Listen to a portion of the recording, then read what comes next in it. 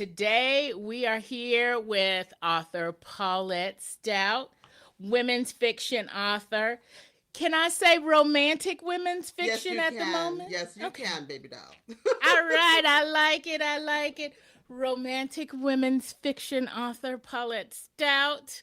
And she's been on our podcast before, but just in case you missed that episode, read in 43 countries, Paulette Stout is the 17-time award-winning author of fast-paced contemporary women's fiction that tackles social issues often ignored.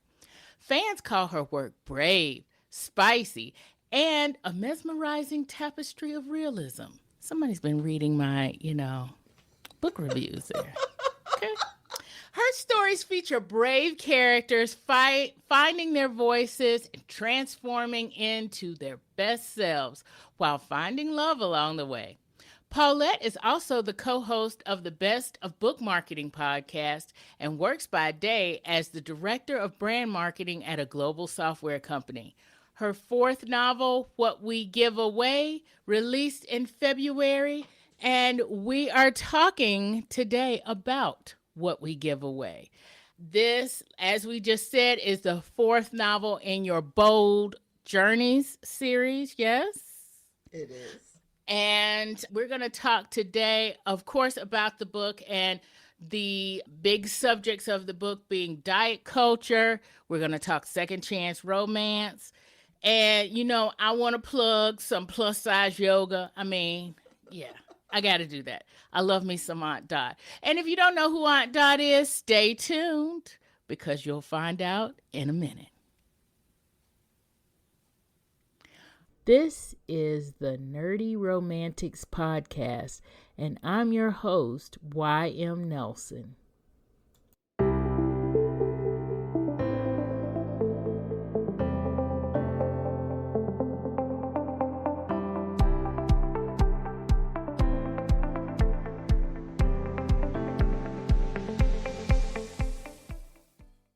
Okay, Paulette, thank you for joining me today.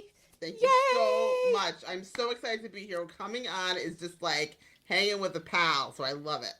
Yes, I totally feel that way. And yes, is this the second or third time you've been on? I think it's the second time. Oh, okay. But I've read all her books. And so we've talked about every one of these, Yes. by the way, y'all. And like I said, this one is the fourth one, What We Give Away, the fourth one in the Bold Journey series. So tell us a little bit about what we're going to get in this book. Give us a description for those of us who are just now hearing about What We Give Away. You're going to get a delicious love story. You're going to get some real truth about culture, diet culture, and body size, and all the problematic ways our society treats people with large bodies. You're going to have some really yummy food with some recipes that you can get on my website. Oh so my there ain't nothing to gosh. love about this one. Yes. Oh gosh, love everything about this. But I will say in the beginning of this book, I was certainly shocked because when we walk in the beginning of this book, our main character, so can we say our main character of this one is Leslie? Yes. And Risto is her love interest. And that's where the second chance romance part comes in. But when we first meet our main character, Leslie, I was like, whoa, what are we doing here? So tell us a little bit about Leslie, where she is, Risto, and kind of how they come together. And what does diet culture have to do with anything at this point? Those are great questions. So, I'm biracial Puerto Rican. My mom was kind of nagging me, why have you not had any Puerto Rican characters? So this is very deep into the Puerto Rican side of my culture. So there's lots of that going on. Leslie is a journalist. She has been in my other books. And if you're not familiar with my stories, well, this is a book 4. They're all standalone. So they can all be read separately and in any order. I mean, there's like little things peppered through that, breadcrumb through that continue, but not really critical to the stories. So Leslie's a journalist, and she just really she's an investigative reporter in Manhattan, New York City, and she just really dives into all of her work. She prides herself on being like a truth teller, and she Yeah. is kind of encouraged to explore the truth behind diet culture. Like, what is it? And at the beginning, she's really not believing, like, what's the truth? Like, what's controversial about dieting? Like, everyone knows dieting, you lose weight and it's healthy, but there's a lot more there. And then Risto, Evaristo, named after my grandfather, he's a chef. And he's a large-bodied man and living happily so, has never been, in any kind of way interested in dieting or making himself smaller. And as his star rises in the culinary area, that changes. He becomes encouraged to maybe rethink his body. So, they're kind of on these opposite journeys. And for me, Yeah. it was funny when I was first writing the book, my editor was, kind of thought it was about something else. For me, it was about the journey of gaining weight and letting yourself gain weight and feel whole in your body as in a larger size. Because I went on my own intuitive eating journey and I gained weight. And that was like after a lifetime of trying to lose weight, it was like completely scary to let myself and embrace being in a larger body and embrace gaining weight. So for me, that was the transformation I wanted to show in the book. I wanted to show Leslie gaining weight, which means she has to start at a lower weight, which is why. And she is a character in my other books. I never really talked about her weight, so much in the other stories. Right. So there was a lot of, I had a lot of latitude for myself to kind of create the story in its own universe in this book. Okay. So that makes a lot of sense to me now that you're saying this, because when we talked about it a little bit during the last episode, you were talking about, people in larger bodies. And for some reason, I was going into this book because, y'all, I was waiting for this one. I was going into this book and I was thinking, okay, we see Leslie, she's going to be in a larger body. And so when we first see her, and I'm seeing her in this lady of the night kind of outfit to be. It's on page 1. You're not giving anything away. Yeah. I'm thinking, okay, so what is going on here? But now that you're saying you wanted to show that journey, which is what it actually does, that totally makes sense, that she starts in a smaller body and becomes more accepting as she comes into a larger body, or at least has a journey, right? We'll say. And I like the idea of she was always supposed to be in a bigger body. Like, to me, like, I like that, like, you've been denying yourself, and I'm immersed in this space, in this anti-diet, diet culture, intuitive eating space. I was on a journey of my own. I worked with a nutritionist. I've, like, heavily researched all this stuff. But this is a new concept for a lot of people. So I also wanted to start in a place where everybody was in the same place. Everyone was thinking, dieting is great, being healthy means being thin, and kumbaya. And then have that assumption really, like, knocked off the shelf, with a big bat. Because that's a lie, but a lot of people don't know it's a lie. So as I write books, I try not to be preachy. I want to bring people along the journey. So although I tackle really kind of big social issues in my books, I don't think you come away feeling like you've been, like, bludgeoned over the head into thinking a certain way. I like you to experience the vibes with the characters, and then you can come away kind of thinking whatever you like. So I don't know, you tell me, does that feel accurate to you? So what I get with all of your books is that this is what this person is going through, and this can be representative of what I may be going through at this time, or what somebody else that, reads it, they may see themselves in it. It gives you an opportunity, y'all, to actually see yourself in it, in this book, or in all of your books. Actually, it gives you an opportunity to see yourself somewhere in these books, versus when somebody does a preaching thing, or kind of gives that preachy vibe, then you don't necessarily see yourself. You have this objective view. You have this, okay, this is what these people are going through. I can't relate to this. Yes, exactly. And I find that's a more, yeah. I think that's a really like an empathetic way to explore a topic that people may not Yes. seek out on their own. So, for instance, in the last book with Barbara and Sebastian, that one was about race and belonging. And the main character was an affluent Black woman who was going through the challenges of corporate America. And that's not something that a lot of people would experience. And if you're not a Black woman, you don't know what a Black woman experiences. And so I Right. feel like walking in that person's shoes and experiencing the life that they lead, I think is a really great way to kind of gain some understanding by the end of the story. Right, exactly. And I will say this for me, adding on to kind of what you're saying and kind of also just giving my perspective on your question about is that how for me when I first started reading and I realized that Leslie was on the thin side, I think the first thing that I thought was, okay, she didn't write this book for me.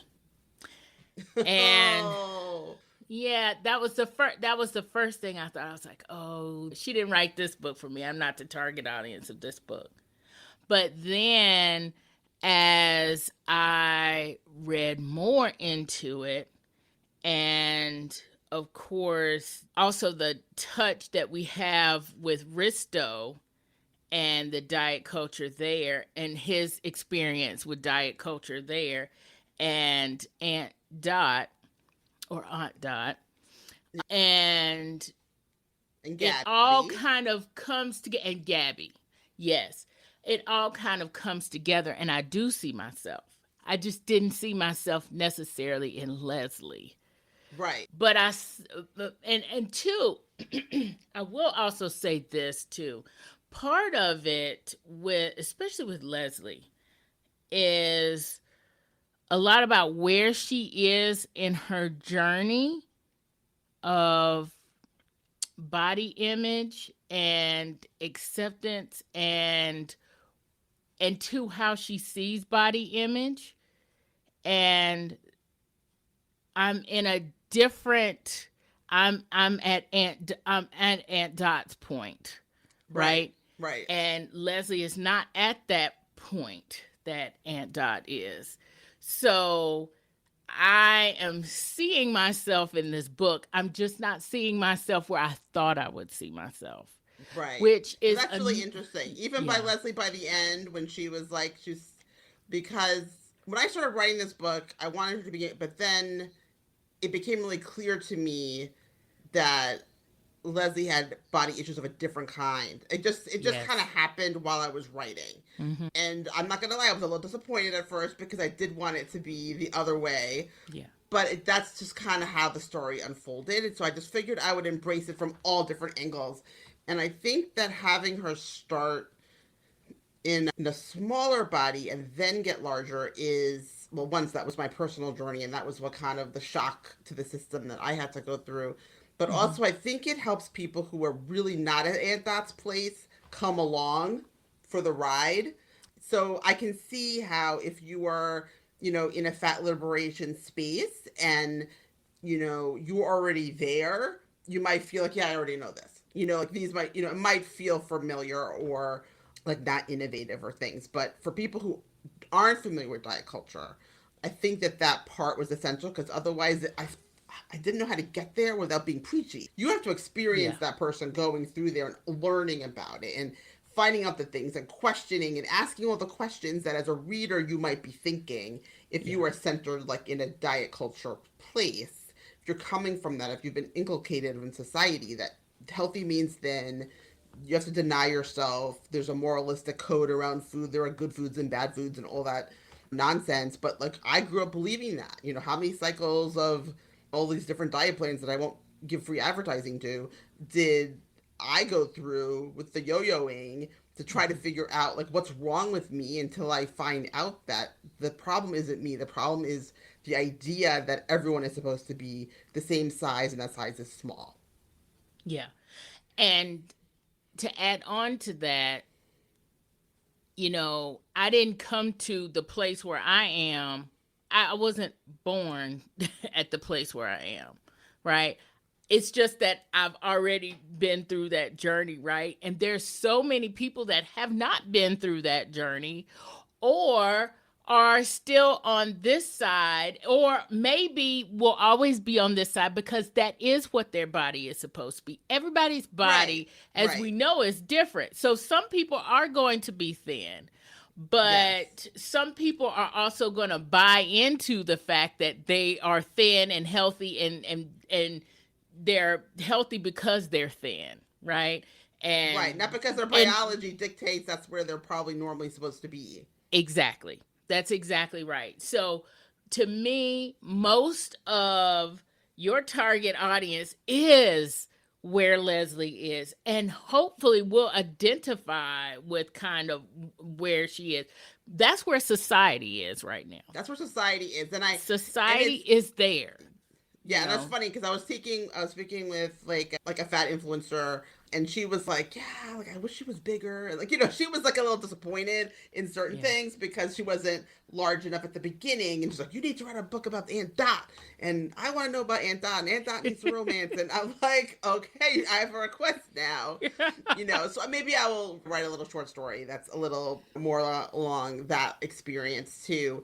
But as an author, it's like you have to write the book that comes to you, and that this is just the Yes. one that unfolded. And for me, the freeing part of my intuitive eating journey was freeing myself from the fear to gain weight. And that's the journey that for me that I was trying to convey in the book, in addition to all the diet culture stuff and in addition to the romance. Right. That allowed me to show it not just from Leslie's perspective but also from Risto's perspective, to talk about Kellan Reed's situation from childhood. How many physical fitness tests did we have here in the United States, that you feel like you're Right. just less than, the pressures in school Exactly. to be like healthy, and then workplace discrimination with the contracts. And it just let me kind of touch on all the different So toxic many. ways that Yeah. diet culture infects our lives.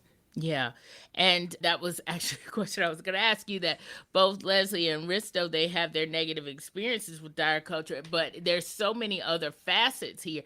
And that's why even if you come to this book at the same place that I'm coming to this book and maybe don't see yourself in Leslie, you are going to identify with somebody in this book because there's so many facets.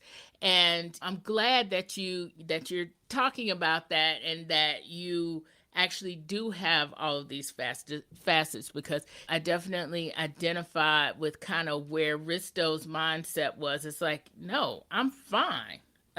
Why are you telling me that I'm not fine? And that's kind of why I put, for my books, why I put plus size characters in my Yes, books. And yes, I maybe, love that in your books. and, Yes. yeah, and maybe also that's why the influencer wanted to see plus size characters, is because, you know, for representation kind of thing, Representation. Yes. I and to think that, show yes. from that side, because that side, you're getting the negative from that side, but you're getting it in a different way than Leslie is getting the negative and having to go Yes. through her journey, Yes.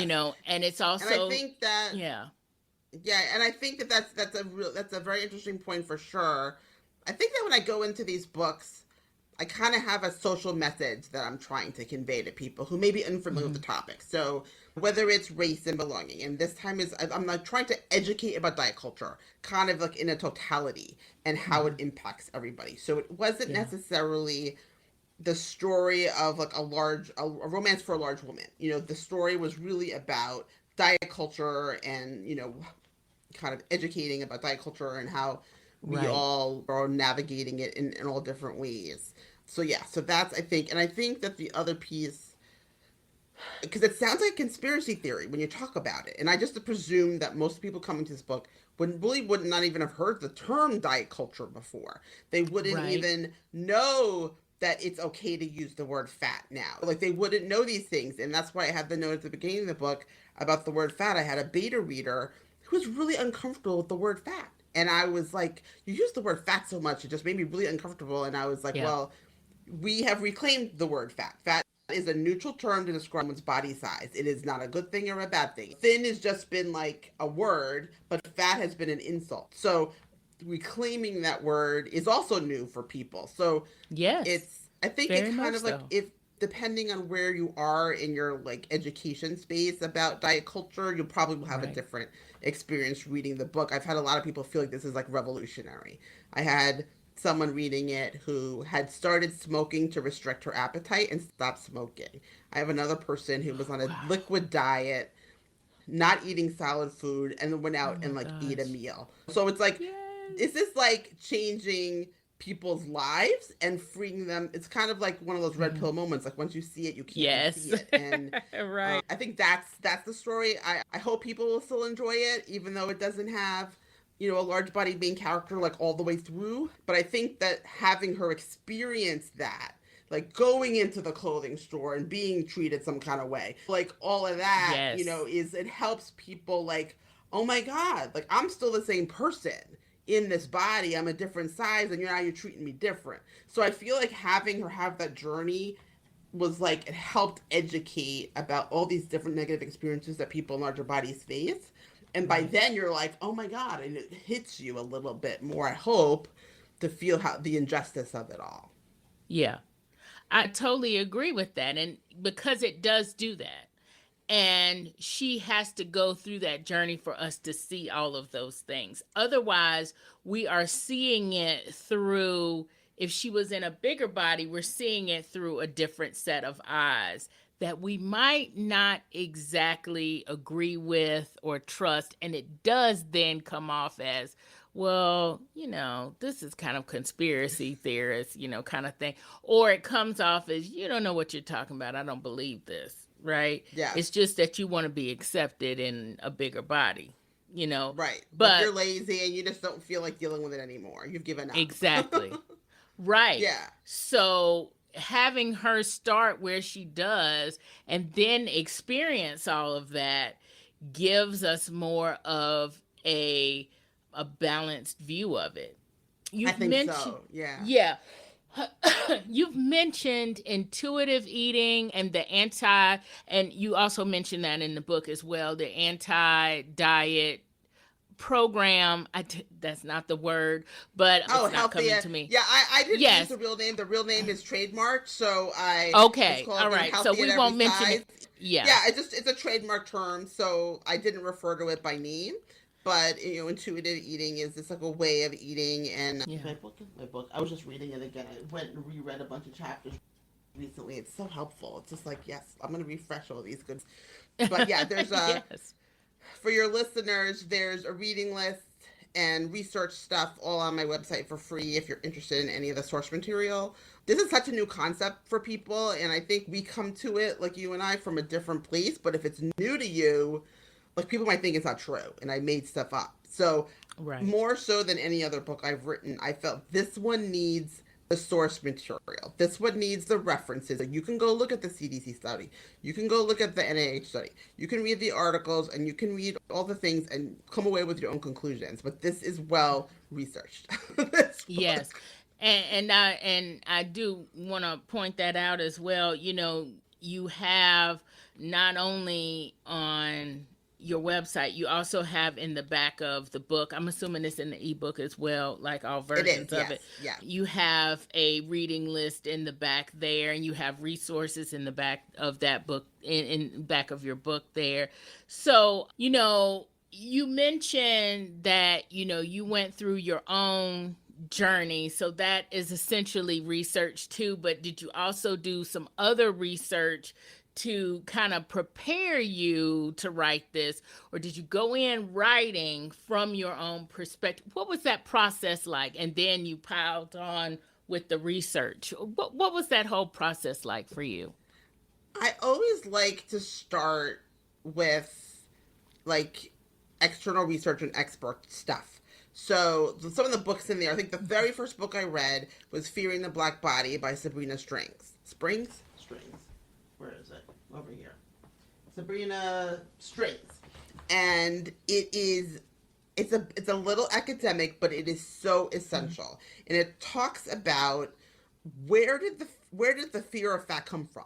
And it goes back to like Roman times and like takes us Right. all the colonial and Europe and all the way through the slave trade and how all of this impacted how we viewed bodies, how and it became really anchored in this Anglo-centric, Eurocentric body ideal that became very much transported to the United States when it was founded. It became a very moralistic, really kind of deep seeped in religious overtones in terms of purity and Mm-hmm. gluttony and some of those like kind of religious foundations of denial and kind of abstinence and all those types of things, and it just became wrapped up in a lot of that, and then it became wrapped up in food cult, in the food manufacturers. Kellogg himself was one of the same type of deeply moralistic figure when it came to food and dieting. So a lot of the people at the very Mm-hmm. early foundations of like mass produced food in the United States kind of came from this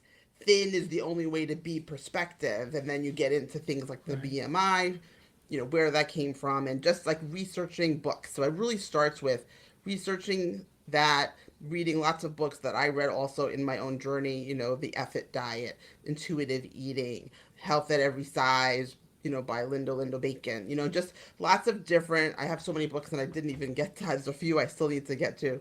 I also read about anorexia nervosa, Life Hurts, written by a doctor who is herself anorexic, and then kind of was like writing Mm-hmm. letters back to herself as a younger person. So it starts with external Right. research, and then I kind of infuse my own journey into it afterwards. Kind of another layer of this one I had expertise on because I had been through intuitive eating myself with a nutritionist, and I kind of had been through that program on my own, and then with guidance. And then I always I write things, and then I want to make sure I didn't make mistakes. So then I give it Right. to experts to read. So I have sensitivity readers. I had my nutritionist read it, and I also had someone at Meta, which is an eating disorder association. It used to be called the Massachusetts Eating Disorder Association. I had someone read the book there, and they're very, body positive perspective. So Mm-hmm. any language that was, insulting to people in larger bodies, like they would really kind of look through it with that lens. There were a couple things that I had to leave in because, those triggering moments, like with the negative characters, like, they're so shocking, but you need the shock to kind of understand the ugliness of it all. So there are a few moments and a few things that are unkind, to people in larger bodies, but those exchanges I feel let the character kind of voice herself and grow and kind of gain the outrage she needed to kind of take it public. So I Right. think those were essential moments. Yeah, speaking of outrageous moments, Leslie's mother is okay, she Yes, I is know that's. yeah. She is out there. She's really out there. Now, did you okay. So did you mean to write her as out there as she is, or did you did you mean to do like a funny moment, because there is a moment, yeah, a Yeah, everyone car talks about moment, that. we'll Yeah, just say a everyone don't car don't give it moment. away. Don't give it away. We Everyone won't give it talks about away. that. Everyone talks Yeah. about that. It's yes. Okay, so my editor, I had the character of the mom, but she wasn't on the page. And my editor was like, "You've got to have her in the book. Like, she's got to show up." So Yes. I added that, but it just was like it gave you that opportunity to see the diet culture we've all lived through. Going on the waiting meetings and everyone's sitting around and all that kind of stuff through that lens. She seems crazy to us because we know better, but that's a lot of people live that way, and live where they're just it consumes their lives and it becomes Yeah. a really disordered way to live. I had my for many years my dad had a girlfriend that lived with me, and like in retrospect and going through all of this, I think she had an eating disorder because she was really obsessed with health. We went to true nutritionist, everything. We go buy clothes, and I was like larger frame than she was even as an adolescent. She would Yeah. just say the most unkind things to me, like in dressing rooms, and Oh just wow. be really not cool. So I think there's some foundation for Leslie's mom in the experience of how my dad's girlfriend, but then there are truly lots of people. I mean, I don't know if you remember that. I can't remember what the commercial was. I think it was like a lean cuisine commercial with a lady who was like the kale, and she's like angry and she hates the sound of children's laughter, and she's just like into her Right. food. there are lots of people that are just Yeah. super religious about it. And Yeah. it looks like it's a caricature, but there are too many people that are like that. We all have one. Like, I heard from a reader that her mother was exactly like that. So it Oh, wow. feels like a crazy character, but those are real people. And people have to Yeah. deal with those types of relatives and friends and, and the resolution of what happens with Leslie and her mom, probably needs to happen more often in people's lives, Yes. but it's just Yes. like not, people feel uncomfortable doing that. So I don't want to give it away, but I feel like that's an essential change that people have to make to kind of like, give themselves the grace and the respect to step away, from people who were not good for them. Right, right. And kind of on the other side of that, we have Aunt Dot, who is just, she's just lovely. I'm like, I need an Aunt Dot that I can go and visit, you know. Yeah. She's just totally lovely. So, does she have a real life inspiration as well? You know, the first thing I thought, was because, of the yoga. First thing that I was thinking was Jessamine Stanley. I think I think that's her name. I should have written it down, but I put it in my review. She used to do, I don't know if she still does them, but she still has a YouTube channel up, but I don't know if she's updated it or anything. But she is plus size and would do yoga moves for any size. And so she was the first person I thought of. But where did your inspiration for Aunt Dot come from? Or did she just I feel like she's more imagine? me. I feel like she's Yeah. more me because Really? I'm where you are at the beginning of the book. Like, she's Yeah. that gentle coach. She's the wise, loving person. She's the one who wants the best. She's the stable figure who is there for you, whether you want her there or not. And I like to think that I'm that way for people in my life. And so it's a little bit of me. The yoga came in because I've just been so impressed by Diane Bondi. She is Okay. a plus size yoga. She does a lot of trainings for yoga instructors to kind of help them be better yoga instructors and Oh, to kind of cool. reclaim the space of yoga from like the stereotypical like thin white girl, to say, Right. we all can show up here. It's like people like that, people like the folks from Fat Girls Hiking, and just all these Hmm. different groups that are around. They're saying, yes, I can go and be active in the world, in a class, in nature, in a large body. Like, I do not need to like wait to go live my life, and don't need to hide away in shame. I can be out in the sunlight and enjoying and breathing and being healthy Hmm. in the body I have right now. So I feel like that is just a little bit of an amalgamation of some of the learnings I've had and Yeah. like the observations I've had from different influencers too. So I think I've just taken a little bit of that too. And it's interesting too, the family dynamic that happens, right? So Leslie and her family dynamic ends up being one way, and Aunt Dot and with her whole dynamic and how Gabby ends up being another way. And then too, they're all in the same, not maybe not nuclear family, but they're all in the Right, same big right. extended family, and how that works out and how who tells who what and when. So, diet culture and one person being a certain size does not mean that that person is the only influence. That person is never the only influence. There is a lot going on with environment and with Yes. society and with how we process it, Yes, and 100%. And yeah. I think for me, it was also important to have a distinction between, the Molina family and, Risto's family, because culturally, not all cultures value thinness in the same way as like kind of Eurocentric cultures do, So Right. there's a lot of Hispanic communities don't have an issue with larger people and larger bodies. And when I was reading the book, just to kind of get more in touch with my Puerto Rican side, I read this really great book called When I Was Puerto Rican.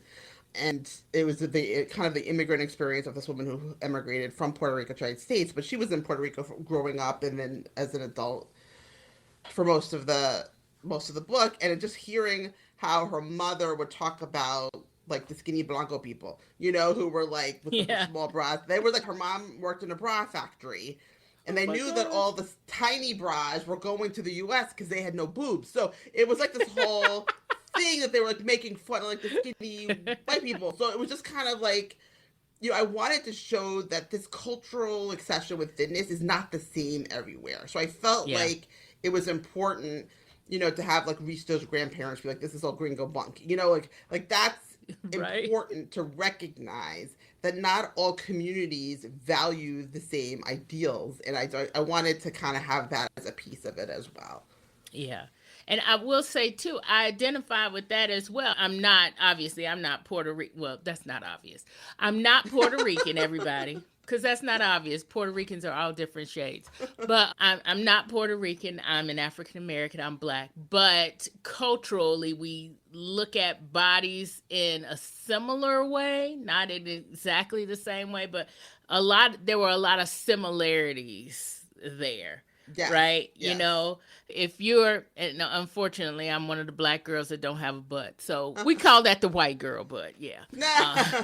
We got the white girl butt. Yeah. Yeah. Because this whole thin, flat kind of image is not us. Even though some of us are, a lot of us are, but a lot of Black people gravitate towards is more of a curvy look, right? Yep. Or more of aesthetic. Right, and so the thin, that really very much is Eurocentric, and I identified with that, even though different culture, but not as different as we think. And not as different as we think, exactly. And I think that we've been told we're wrong, like for just here in the United States. Mm-hmm.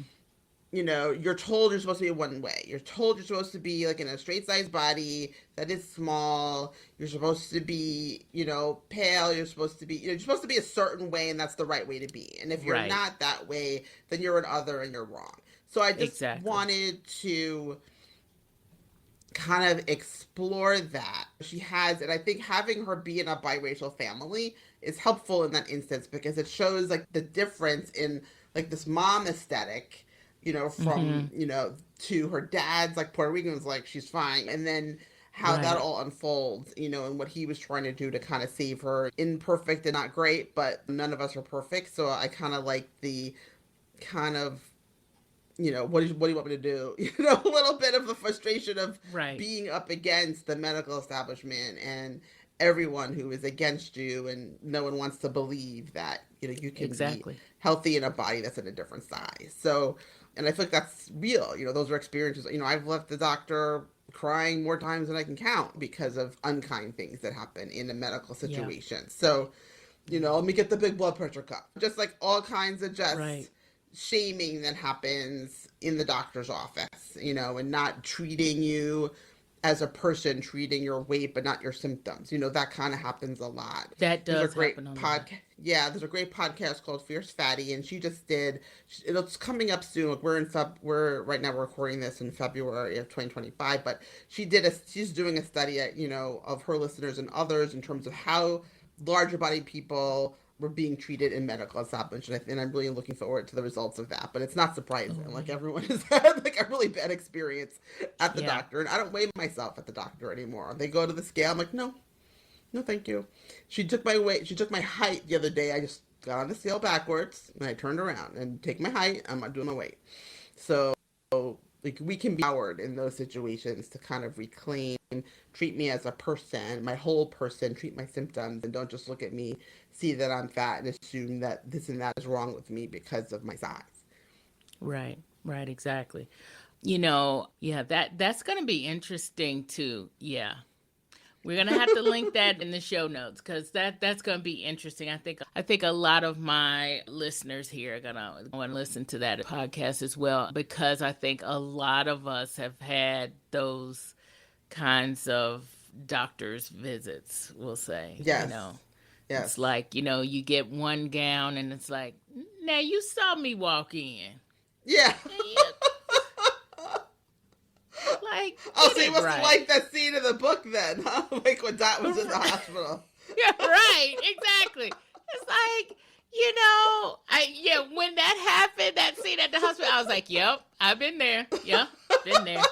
It was like, whole rear. Anyway, so I could just go off on a tangent with that, but I won't. But we are talking about culture, and we're talking about different kinds of ways that we see and what we're attracted to and what is normal for us. Yes. And before we leave that, I wanted to kind of add on the romance part of it and Risto. And I just love the fact that he's been in love with Leslie since they were like kids, right?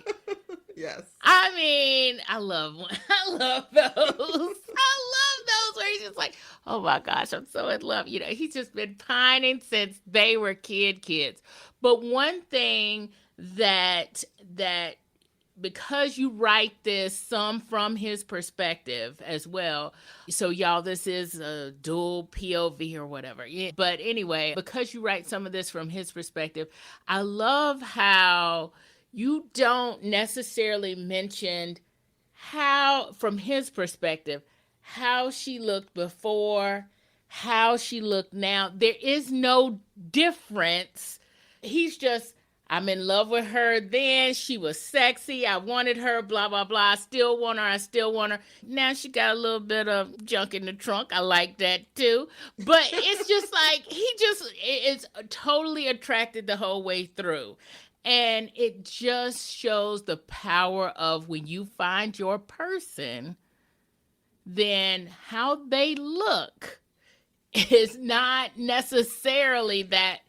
It's not the same kind of factor as what we think, right? That's so funny. I never thought of that way. I always love having these conversations. I always learn something, that people see things that, I didn't intend. Like for me, with Risto and Leslie, it was kind of like, he loved who she was, but he also had enough respect for himself to step away when he felt like it wasn't working. That was another big part of that. That you know how much he loved her, how hard that must have been. Exactly. And and also when you're in a disordered situation, you don't always realize all the kind of unhealthy things you're doing. That doesn't only infect you, it infects the people around you. Right. So I think that was something that Leslie had to kind of get to, that awareness place that, oh my God, I broke up with him before he broke up with me, in a sense. So so that was really helpful. And also having, a big, beautiful man. You don't see those in books much. It's always like this, a very kind of lean, hunky guy. So I wanted to kind of have him in there, and it's been very interesting trying to create social graphics and find stock photography. Exactly. Of like handsome, large-bodied Hispanic men. It's like they don't exist, So no, exactly. Yes, I kind of felt the same way with Jason. It's like I have a picture in my mind, but then the picture is a little bit different than what I'm seeing, right? Yes. So, I mean, the guy is tall and he's beefy, but he also has a bit of a beer belly, y'all. But that's the thing. It's, again, I think even diet culture even influences that way. And it especially influences that way in media, like what we see and what we are trained by media to be attracted to. Yes. And those kinds of things. Yes, it does, and for the man, to be a BHM is not a sexy thing in media. It's a funny thing. It's always a comic thing, or Yes, people are yes. always laughing. And it's like, no. Guys can be big and handsome and sexy at the same time. And I Yes. totally imagine Risto as that. I mean, I'm going to have that image in my head, even if we can't find it out there in the world. I made a few that are decent using Yeah. using AI, but like that was like I couldn't find them. Like I couldn't find people. Yeah, I you waited, can't. Right. but I was able to make some that are decent.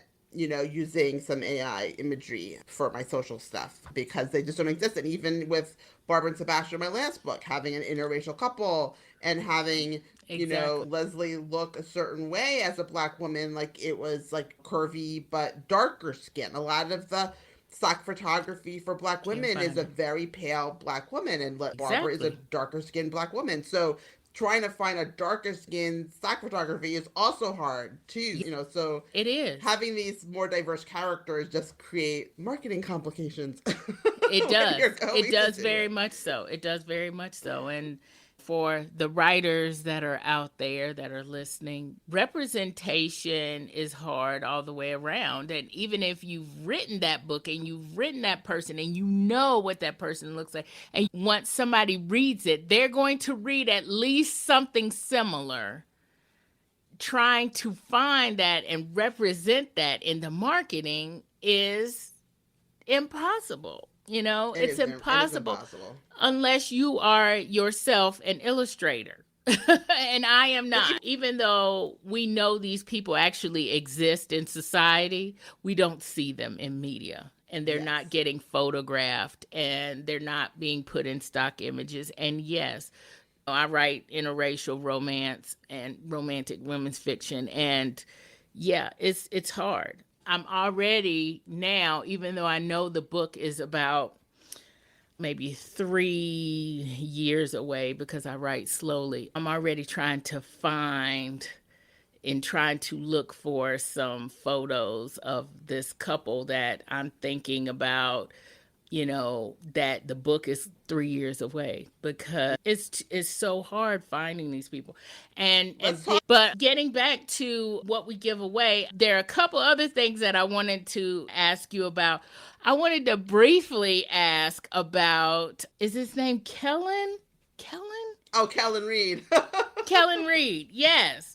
So bringing that, so this is another kind of way that you've given us an individual perspective is by having Leslie be a journalist and by also having her be in the media, be in TV Yes, and having that perspective. So that way we're looking into that world that not everybody is in.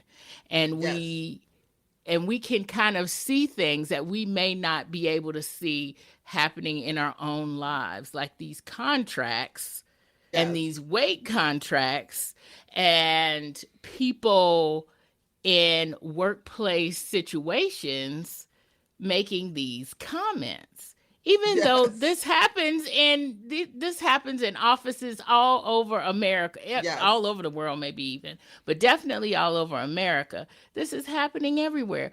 But by putting her in that kind of microcosm, if you will, it acts like a lens for us. It gives us not necessarily a lens. I should say it acts more like a tunnel that gives us a little yeah. way in where A we little can sneak peek. see, yeah, where we can see and we can virtually live or we can, kind of live through her in that. Yes. So, is that why you wanted to do it that way?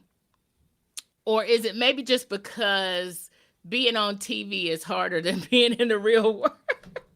What is it? Well, no. Well, I mean, Leslie was a journalist since my first book, so that was established already. So it was a question of how can I kind of up the stakes a little bit for her. Ah, I've worked yes. in media. I worked at ABC News for a while back when I was really young. So I've been in newsrooms and I've been at tape. Like I was at like a tape of the very first episode of what was it? It was that show with Sam Donaldson and Diane Sawyer. It was like Thursday. I don't know. Anyway, so like I've been in like 2020? no, it wasn't. It was the no. It wasn't. It was like a Thursday night one where they had like a live audience, and Okay. I'll go look up the name anyway. But I've been on sets and I've been in newsrooms, and my stepmom worked at ABC for a long time. So and I worked at ABC Radio. So I've had some familiarity with that life, and also having working in marketing for a really long time, just working with the media, working with publications and with magazines and those type of things. So I have that. That's kind of the landscape from like an industry perspective that I'm more familiar Mm-hmm. with. So I've had that a few times in my books, Okay. having like a media tying in just because I have some background there. I wish I had done it on purpose, like you said, because it would have sounded really great. But But that's just that where just you're kind comfortable. I have to make an admission for some of your author listeners. This is my first book that I pantsed. So Ooh, you're getting into our yeah, world. I Welcome. know. And for those who are not writers, that means that you basically just write it as you go. I had an Yes. outline. I always outline my books. This time I got to the next chapter and I ignored it like almost every time. Like I have the outline, but I ignored it I because love something else was happening. it. Yeah. So and that was really freeing for me. So the stuff happened that just happened because the characters wanted to do it. It's just how Hmm. that goes when you write books. So Yes. some of these things just happened, because that was where the muse took me in that moment. So Okay. it's not as anywhere as intentional, but it sounds really good. I can pretend like I did it on purpose. Yeah, just take that and run with it. Yeah, Yeah. take that and run with it. Because it does it actually does give us that layer.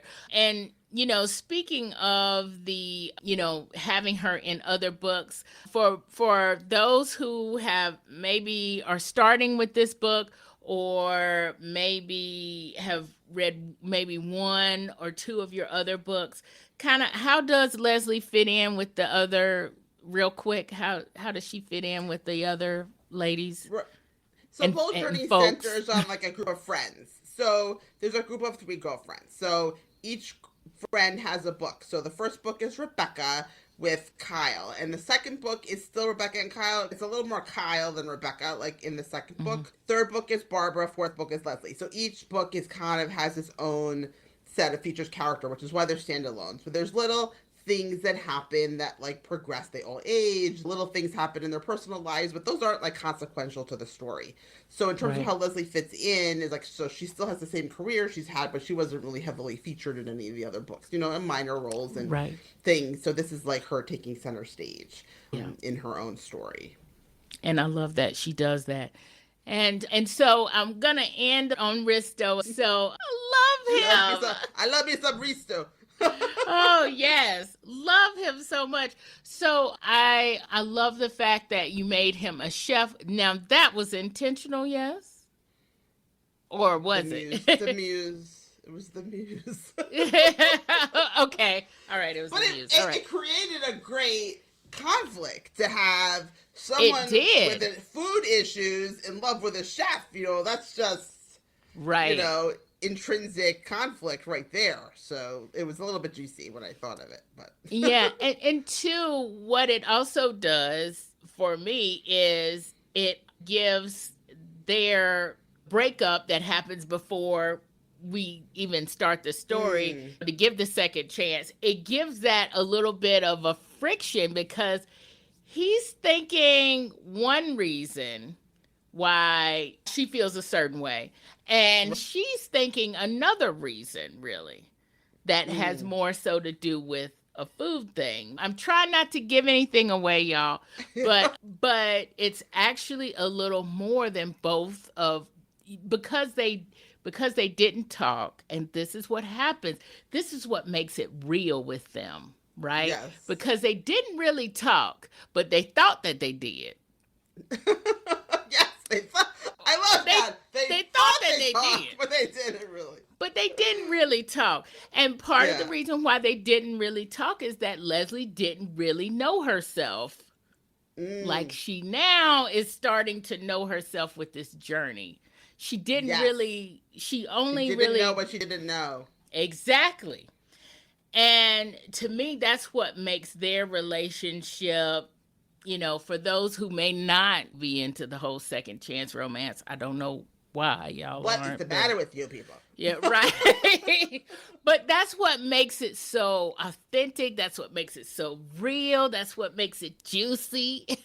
Because it's like, oh my gosh, there's something going on underneath here that you really have to figure out. And it also makes their love, it makes it really like love. Real love Yes. that has Like some fated mates situation. Yeah. Yes. Yes.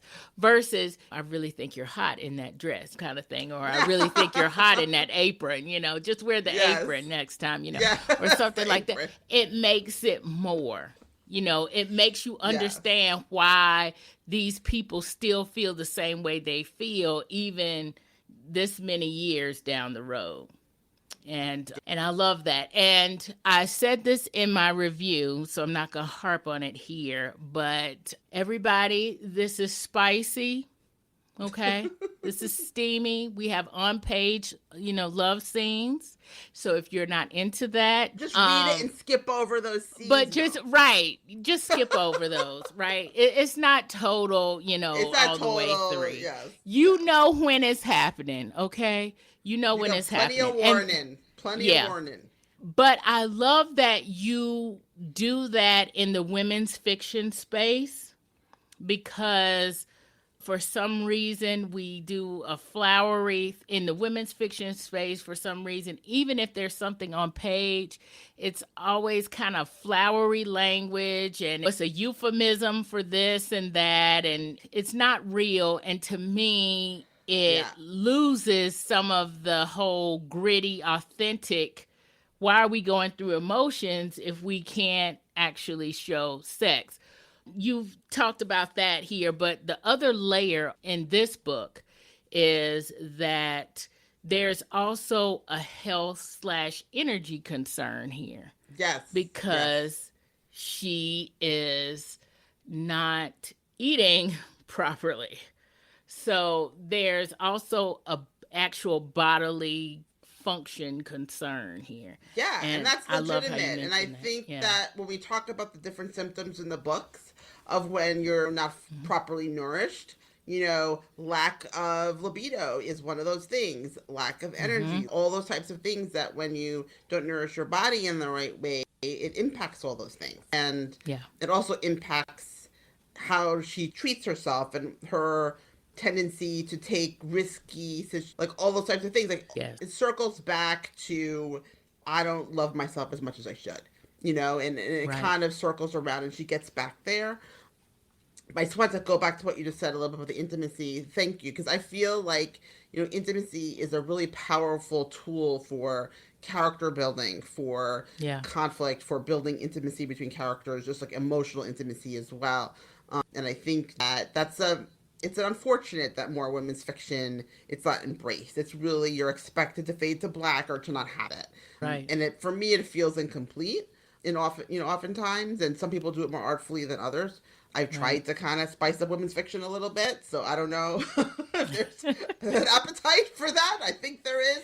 I think there's some appetite for people who like romance with a little bit of the meat on the bones from like a societal commentary, social justice-y point of view. And I think there's some room in women's fiction who like sober stories for having some spice. Like I feel like there's some appetite between those, and that's kind of where my books sit, in the middle of those two genres.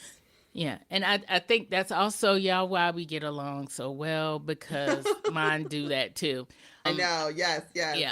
Yeah, and I think a lot of what we are categorizing as rom-com in the romance space, contemporary rom-com, is actually more in the romantic women's fiction kind of space, or in that middle space that we are writing in.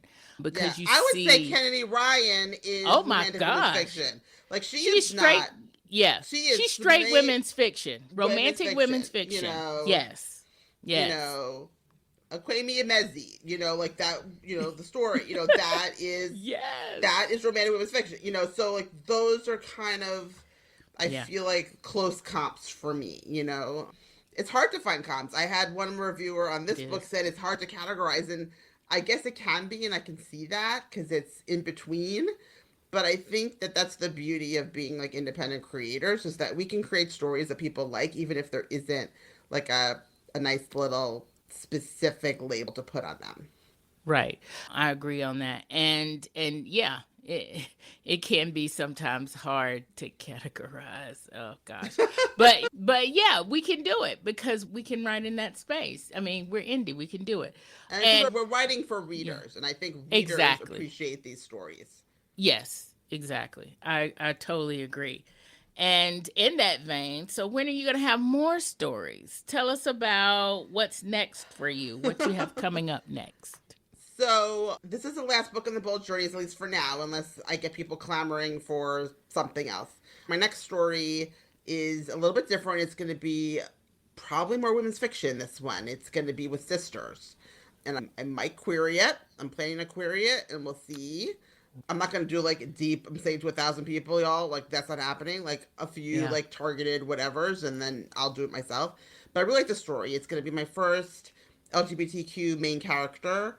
It'll have a bisexual heroine and her sister, and it's going to explore the pressures that women face to partner and be in a couple. That, like, if you're in your 40s and not married and don't have kids, like, that you're somehow a lesser species. So it's kind of going to explore that from, like, both the married and unmarried perspective a little bit between these two sisters.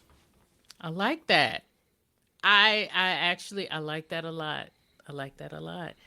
And so, you know, now that we've talked about what we give away, and now we've talked about the Bold Journey series, you've got to tell us where to find the Bold Journey series and where to find all this and how to get in touch with you when we want to talk about our diet culture stories, because, you know, we want to. Yes, we do. So I am everywhere on social at Paulette Stout Author. Same handle, every platform. They're way too much. So just hit me up there. I'm happy to engage. My website is paulettestout.com, and you can find my books anywhere. My books are in Kindle Unlimited, but the print and audio you can get anywhere. And the audio is just trickling out right now as we record this. I see it's up on Barnes & Noble, Apple, and Kobo right now, the audiobook for what we give away. And so it's just starting to, distribution is kind of trickling out for the audiobook. It's a little bit behind the print and the ebook, but if you are an Amazon reader and you're like limited, it is there and it is waiting for you. And there's also, if you like this book, which you will, of course, there's also a box set of the first 3 books on ebook on Amazon. So that's a nice way to get like the 3 books in one file. So all right, awesome. At a good value. I love that. And I love talking with you about this book, Paulette. This was great. Thank you for coming on. And you know, when you get those next books written, you got to come back. We got to have you back. Thank you so much. Love ya. Hi. Isn't it great when you find awesome reads like the ones on this episode? If you liked getting these book recs and want more, then subscribe to Nerdy Romantics newsletter at ymnelson.com/subscribe. Nerdy Romantics newsletter not only has nerdy and romantic recs, but sneak peeks and exclusives of my spicy nerdy romances and love stories. I love talking about sci-fi, superheroes, fantasy, and romance, books, movies, and shows with my friends. So share this podcast with your nerdy romantic friends. Thanks for listening and for watching.